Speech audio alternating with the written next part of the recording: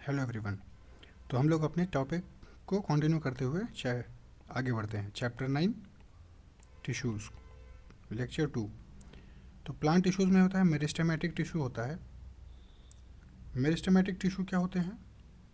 The growth of plant occurs only in certain specific regions. This is because the dividing tissue also known as meristematic tissue is located only at these points.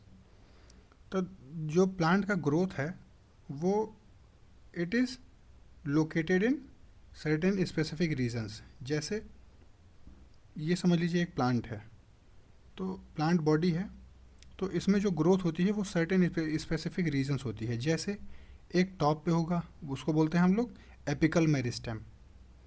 एक bottom पे हमको दिखाई दे रहा है जो कि ऐसी direction में हो रही है, इसको हम लोग क्या बोलते हैं, लेटरल मेरिस्टेम।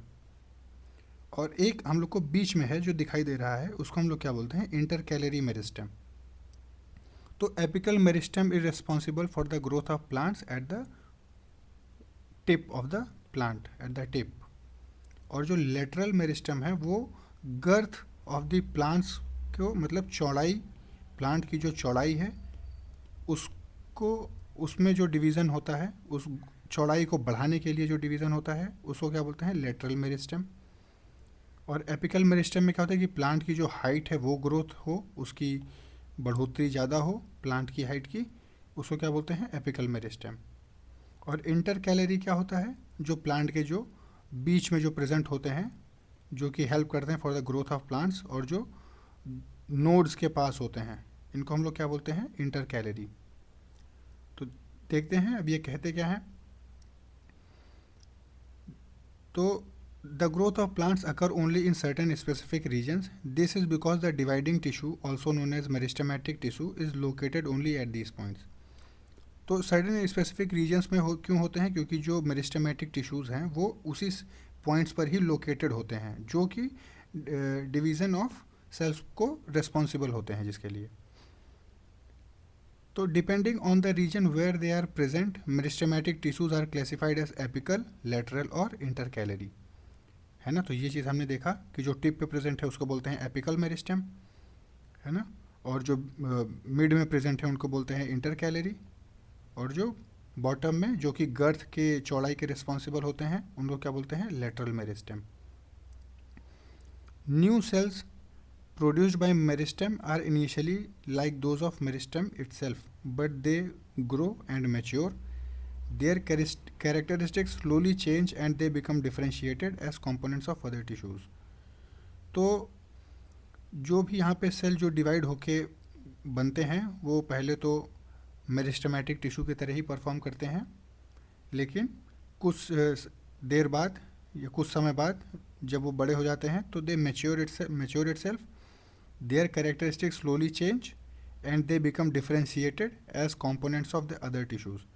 तो जब वो थोड़े ग्रोथ होकर वो मैच्योर हो जाते हैं तो वो एक डिफरेंट फंक्शन अडॉप्ट कर लेते हैं, ठीक है। जैसे वो ब्रांच के फॉर्म में चले गए, या लीव्स फॉर्म कर लिया उन्होंने, है ना, या फ्रूट्स बन गए। फ्रूट्स का फॉर्मेशन हम लोगों ने फ्लावर में देखा था, वहाँ पे तो खैर मेरिस्टेमेटिक टिश्यू नहीं प्रेजेंट होता है, लेकिन जहाँ पे प्रेजेंट होता है वो होता है एपिकल हो गया, लेटरल हो गया और इंटरकैलरी हो गया, है ना। यहाँ पर मेरिस्टेमेटिक टिश्यू प्रेजेंट होते हैं जो कि सेल डिवीज़न में हेल्प करते हैं और प्लांट ग्रोथ में हेल्प करते हैं। New cells produced by meristem are initially like those of meristem itself, but they, ये हम लोगों ने देखा, डिफरेंशिएटेड हो जाते हैं। Now moving on to the next, apical meristem is present at the growing tips, ये भी देखा हमने, और stems and roots and increases length of the stem and the root. तो जो एपिकल मेरिस्टेम होता है वो टॉप पे प्रेजेंट होता है, वो रूट के ग्रोथ में भी हेल्प करता है, वो टिप के ग्रोथ में हेल्प करता है ना। And increases the length of the stem, stem की लेंथ भी इंक्रीज करने में हेल्प करता है। The girth of the stem और root increases due to the lateral meristem, जिसको हम लोग कैम्बियम भी बोलते हैं। तो जो गर्थ है, मतलब ये जो चौड़ाई है, ये जो इंक्रीज होता है इसको बोलते हैं लेटरल मेरिस्टेम, और इसको एक और शब्द बोला जाता है उसको cambium, CAMBIUM। Intercalary meristem seen in some plants is located near the node. हम लोगों ने देखा कि इंटरकैलरी जो मेरिस्टेम है वो एक नोड मतलब जहाँ से एक ब्रांच निकल रही होती है, वहाँ के नोड पे जब प्रेजेंट होता है उसको हम लोग क्या बोलते हैं, intercalary meristem. Cells of meristematic tissue are very active, they have dense cytoplasm, thin cellulose walls and prominent nuclei, they lack vacuoles, है ना। Can we think why they would lack vacuoles? You would might want to refer the functions of vacuoles in the chapter on cells. तो vacuoles क्या होते हैं, जैसे cells के अंदर जो space present होता है एक, उसको हम लोग क्या बोलते हैं, vacuole। ठीक है। तो cells of meristematic tissue are very active, they have dense cytoplasm and thin cellulose walls and prominent nuclei। तो जो प्लांट सेल्स होते हैं उनमें न्यूक्लियाई काफ़ी प्रोमिनेंट होती है, मतलब विजिबल होती है, अच्छी होती है ना। Cells are very active, dense cytoplasm होता है, साइटोप्लाज्म मतलब सेल के अंदर जो मटेरियल, लिक्विड मटेरियल प्रेजेंट होता है वो काफ़ी डेंस होता है, डेंस साइटोप्लाज्म। और जो ये सेल वॉल जो वॉल्स होती हैं, it is made up of cellulose, और वो बहुत थिन होती है, thin cellulose walls. And prominent nuclei हमने देखा, डेंस साइटोप्लाज्म हो गया। और ये वैक्यूल्स की कमी होती है इसमें, है ना, तो इसमें वैक्यूल्स नहीं होता है। तो एक चीज़ और ये देखा हमने कि दे लैक वैक्यूल्स, प्लांट से लैक वैक्यूल्स। अब परमानेंट टिश्यू क्या होते हैं, what happens to the cells formed by the meristematic tissue. तो जो सेल फॉर्म हुआ मेरिस्टेमेटिक टिश्यू से, तो वो क्या करते हैं आगे, तो they take up a specific role and they lose the ability to divide. तो जो सेल जो बना, तो they take up a specific role and lose their ability to divide. तो जैसे वो सेल बने, मेरिस्टेमेटिक टिश्यू ने डिवाइड किया उनको, कुछ नए सेल्स बने, तो पहले तो वो मेरिस्टेमेटिक सेल की तरह परफॉर्म करेंगे, लेकिन कुछ समय बाद जब उनमें ग्रोथ हो जाएगी तो वो एक परमानेंट फंक्शन ले लेंगे। जैसे वो लीफ बन जाएंगे, तो फिर वो फोटोसिंथेसिस परफॉर्म करेंगे, है ना। या अगर वो लेटरल डिवीज़न हो रहा है, गर्थ में डिवीज़न हो रहा है प्लांट के, ये देखिए लेटरल अगर मेरिस्टेमेटिक डिवीज़न हो रहा है, तो वो आगे प्लांट के स्टिफनिंग मतलब हार्ड स्ट्रक्चर के लिए वो रिस्पॉन्सिबल हो जाएंगे। इम्परवियस हो जाएंगे, इम्परवियस मतलब बाहर के एटमॉस्फेयर से प्लांट को कोई इफेक्ट नहीं होने देंगे। तो ये इनके स्पेसिफिक फंक्शंस हो जाते हैं। और फिर ये जब स्पेसिफिक फंक्शंस ले लेते हैं, तो ये lose the ability to divide, मतलब फिर ये फर्दर डिवीज़न नहीं होता उनमें, वो परमानेंट हो जाते हैं। यही ये लाइन कहना चाह रही है। तो they take up specific role and lose their ability to divide, as a result they form a permanent tissue. This process of taking a permanent shape, size and function is called differentiation. अच्छा, अब आप हमें ये बताइए, अगर हम ये सीधा ही आपसे पूछ लेते कि व्हाट इज़ डिफरेंशिएशन, तो क्या आप बता पाते? या हम आपसे पूछ लेते कि the process of taking up of permanent shape, size and function is called dash, अगर हम करके पूछ लेते तो क्या आप आंसर दे पाते डिफरेंशिएशन? और यही सारे क्वेश्चंस एनसीईआरटी फ्रेम करेगा, जो भी हम लोग अपना एग्ज़ाम टारगेट कर रहे हैं, चाहे वो एनडीए हो, चाहे वो सीडीएस हो, चाहे वो लैब अटेंडेंट हो, चाहे वो लैब असिस्टेंट हो, या कोई भी अदर साइंस एग्ज़ाम्स हो जिसमें साइंस पूछी जा रही हो। तो ये सारे, ये मेरे एनसीईआरटी से पढ़ाने का सिर्फ यही एक रीज़न है कि कोई भी लाइन छूटे ना, ताकि हम लोग एक भी नंबर ना लूज़ करें अपने एग्ज़ाम्स में। तो टॉपिक को कंटिन्यू करते हुए, this process of taking up of permanent shape, size and a functions is called differentiation. Differentiation leads to the development of various types of permanent tissues. तो जब सेल जो है डिवाइड होके एक परमानेंट शेप, साइज ले लेता है ना, फिर उसमें फर्दर डिवीज़न नहीं होता है, और उस प्रोसेस को हम लोग क्या बोले, डिफरेंशिएशन। ठीक है। और यही डिफरेंशिएशन जो है कई सारे जो परमानेंट टिश्यूज़ हैं वो बनने में हेल्प करता है। ठीक है। जैसे हमारी बॉडी में हम लोगों ने देखा था, जैसे किडनी हो गया, फिल्टर कर रहा है वो, लंग्स हो गए, वो रेस्पिरेशन के लिए रिस्पॉन्सिबल हैं, हार्ट हो गया, वो ब्लड पंप के लिए रिस्पॉन्सिबल है ना। तो ये सारे पैनक्रियाज हैं, ये सब अदर ऑर्गन्स हैं बॉडी के, जो समझ लीजिए कि वो एक डिफरेंशिएशन परफॉर्म हुआ उन लोगों में, है ना। और परमानेंट जो है जॉब उन्होंने ले ली, है ना। लंग्स ने ले ली रेस्पिरेशन के लिए, किडनी ने ले ली फिल्ट्रेशन के लिए, हार्ट ने ले ली पंपिंग ऑफ द ब्लड के लिए। तो मुझे लग रहा है कि परमानेंट टिश्यू आप समझ गए होंगे। उसका कुछ ये डायग्राम है सेक्शन ऑफ अ स्टेम। ये भी अभी आगे हम लोग डिस्कस करेंगे कि एपिडर्मिस क्या होता है, कॉलेनकाइमा, पेरेन्काइमा, फ्लोएम। ये हम लोगों ने पहले वाली क्लास में देखा कि फ्लोएम क्या होता है, जाइलम क्या होता है, वैस्कुलर बंडल क्या होता है। ये हम लोगों ने पहली वाली क्लास में थोड़ा सा देखा था। अभी डिटेल में इस क्लास में हम लोग भी समझ लेंगे। अब आते हैं हम लोग सिंपल परमानेंट टिश्यू में। After few layers of cells beneath the epidermis are generally simple permanent tissue. Parenchyma is the most common simple permanent tissue. तो अब हम ये देखिए, एक सेक्शन ऑफ स्टेम है ना, a few layer of cells beneath the epidermis है ना। तो जैसे एक एपिडर्मिस है, एपिडर्मिस आप इस वाले डायग्राम को देखिए, एपिडर्मिस मतलब एक अपर लेयर। जैसे हमारी स्किन क्या है, एक अपर लेयर है, तो उसको हम लोग एपिडर्मिस कहते हैं, है ना। तो एक अपर लेयर जिसको हम लोगों ने बोला एपिडर्मिस, ये यहाँ पे भी एक डायग्राम है, इसको भी आप रेफर कर सकते हैं, एपिडर्मिस ऐसे। अब है ना, तो फिर क्या होता है, parenchyma is the most common simple permanent tissue. और जो एपिडर्मिस के जस्ट नीचे ही प्रेजेंट होता है, कुछ सेल के नीचे प्रेजेंट होता है, उसको हम लोग क्या बोलते हैं, parenchyma. Parenchyma is the most common simple permanent tissue. It is a simple permanent tissue. It consists of relatively unspecified cells within the cell walls. They are living cells. They are usually loosely arranged. Thus, large spaces between cells या intercellular spaces are found in the tissue. तो large amount of intercellular spaces are found in this tissue. ये important बात है। This tissue generally stores food. तो which tissue is responsible for the storage of food? तो क्या बताएंगे आप, parenchyma. Parenchyma stores food. It is a simple permanent tissue. ये important बात है, parenchyma is a simple permanent tissue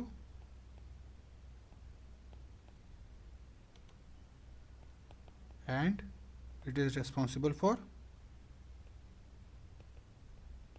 food storage. ठीक है, फिर आगे, in some situations it contains chlorophyll and performs photosynthesis. कुछ ही सिचुएशन में क्या होता है कि ये जो हमारा पेरेन्काइमा होता है, इनमें क्लोरोफिल का प्रेजेंट होता है और ये फोटोसिंथेसिस परफॉर्म करते हैं। And then it is called chlorenchyma. तो अगर इनमें क्लोरोफिल प्रेजेंट होता है तो हम लोग क्या बोलते हैं, उसको क्लोरेनकाइमा बोल देते हैं। In aquatic plants large air cavities are present in parenchyma for the help to help them float. Such parenchyma type is called aerenchyma. तो हम लोग तीन चीज़ देख रहे हैं। अगर इसी पेरेन्काइमा में अगर क्लोरोफिल प्रेजेंट है जो कि फोटोसिंथेसिस परफॉर्म कर रहा है, तो उसको हम लोग क्या बोलेंगे, क्लोरेनकाइमा। और अगर इसी पेरेन्काइमा में अगर लार्ज एयर स्पेसेस प्रेजेंट हैं तो उसको हम लोग क्या बोलेंगे, एरेन्काइमा। AERENCHYMA, एरेन्काइमा। ठीक, ये चीज़ ध्यान रखिए। क्लोरोफिल अगर प्रेजेंट है तो क्लोरेनकाइमा, और अगर उसी में कई सारे मतलब एयर स्पेसेस प्रेजेंट हैं तो उसको हम लोग क्या बोलेंगे, एरेन्काइमा। जैसे कि जो पॉन्ड्स में तालाब में हम लोग देखते हैं कोई लीफ जो है वो तैर रहे होते हैं वाटर के सरफेस के ऊपर, तो उनमें जो है air spaces in the parenchyma उसमें ज़्यादा होता है, इस वजह से वो फ्लोट करते हैं।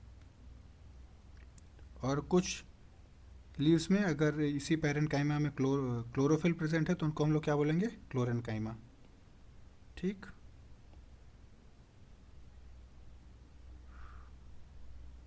आगे देखते हैं।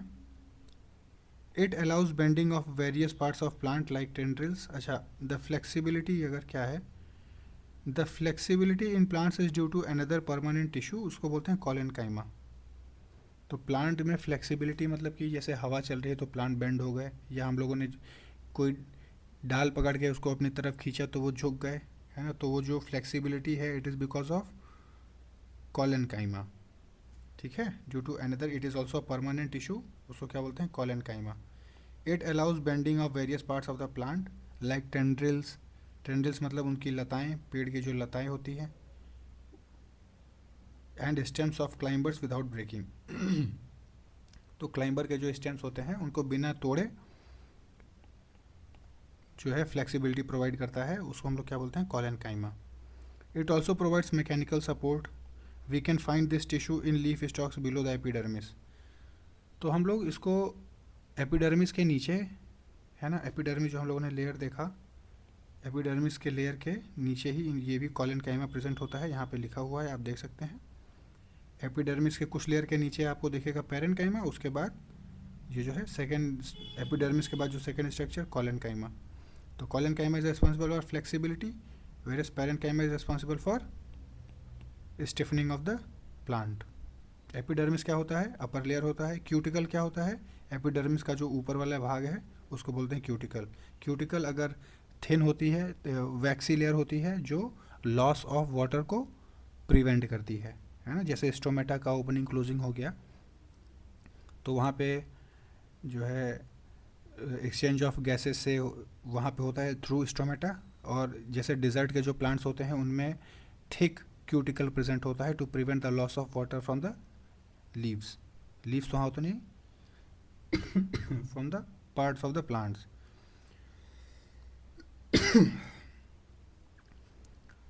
फिर we can find this tissue in leaf stalks below the epidermis. The cells of this tissue are living elongated and irregularly thickened at the corners. ठीक है, तो it also provides mechanical support. तो जो कॉलेनकाइमा है, it provides mechanical support provide करता है कि plant जो है उनमें ज़्यादा मतलब वल्नरेबल ना हो किसी भी एटमॉस्फेरिक फिनोमेना के, जैसे टूटने से बचाता है या बेंड हो जाए या उखड़ जाएं, उन सब चीज़ों से वो बचाता है कॉलेनकाइमा। ठीक है, तो we can find this tissue in the leaf stalks below the epidermis. हम लोगों ने देखा this cells, the cells of this tissue are living elongated and irregularly thickened at the corners.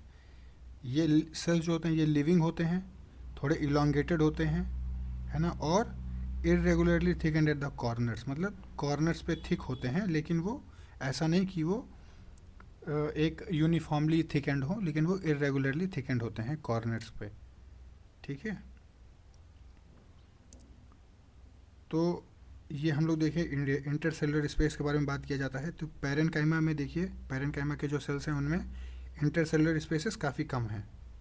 ये कॉलेनकाइमा में देखिए वॉल के थिकनिंग्स होते हैं, ये देखिए थिकनिंग्स ऑफ वॉल्स प्रेजेंट होते हैं। ये न्यूक्लियस आप देखिए इसमें एक प्रेजेंट है।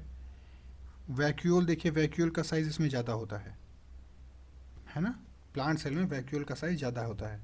और ये देखिए cell wall, cell wall is made up of cellulose, ये भी हम लोगों ने ऊपर देखा। तो ये पेरेन्काइमा का स्ट्रक्चर, कॉलेनकाइमा का स्ट्रक्चर। और स्केलेरनकाइमा में ये देखिए थिक लिग्निफाइड वॉल्स। ये जो देखिए लिग्निफाइड वॉल्स, जो सेल के जो वॉल्स हैं, ये देखिए कितने थिक हैं, है ना, ये थिक लिग्निफाइड वॉल्स। अब जैसे फॉर एग्जांपल कोकोनट के हस्क में प्रेजेंट होता है। कोकोनट, नारियल के जो हस्क, जो अपर लेयर होती है, उसमें क्या होता है, स्केलेरनकाइमा प्रेजेंट होते हैं। They are dead cells, they are dead cells, और थिक लिग्निफाइड वॉल्स होते हैं। लिग्निन प्रेजेंट होता है और वो काफ़ी थिक होता है।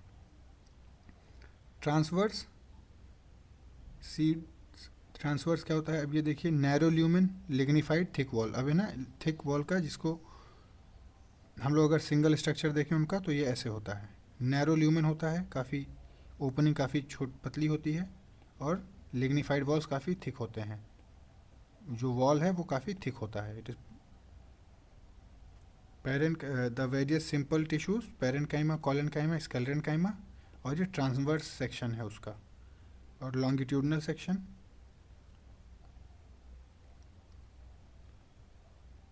है ना। तो yet another type of permanent tissue is sclerenchyma. It is the tissue which makes the plant hard and stiff. तो अभी हम लोगों ने देखा कि स्केलेरनकाइमा क्या करता है कि ये प्लांट के स्ट्रक्चर को हार्ड बना देता है और स्टिफ मतलब बना देता है, एकदम कठोर। We have seen the husk of a coconut, है ना, कोकोनट के हस्क को हम लोगों ने देखा है, जो कि काफ़ी हार्ड होता है। It is made up of sclerenchymatous tissue. तो किससे बना होता है? स्केलेटन काइमेटस टिश्यू से। The cells of the tissue are dead, वो डेड सेल्स से होते हैं। They are long and narrow as the walls are thicken due to lignin. ये वाला जो देखिए, the cells are long and narrow और they are thick lignified walls are present. Often these walls are so thick that there is no internal space inside the cell. इतने thick होते हैं कि उसमें अंदर कोई स्पेसिफाइड सेल नहीं present होते हैं। There is no internal space inside the cell, कोई भी अंदर स्पेस सेल के नहीं प्रेजेंट होता है। जैसे कि हम लोगों ने देखा एरेनकाइमा में इंटरसेलुलर स्पेसेस में एयर प्रेजेंट होता है, लेकिन यही स्क्लेरेनकाइमा में कोई भी एयर पार्टिकल का प्रेजेंट होना पॉसिबल नहीं है, क्योंकि thick lignified walls are present.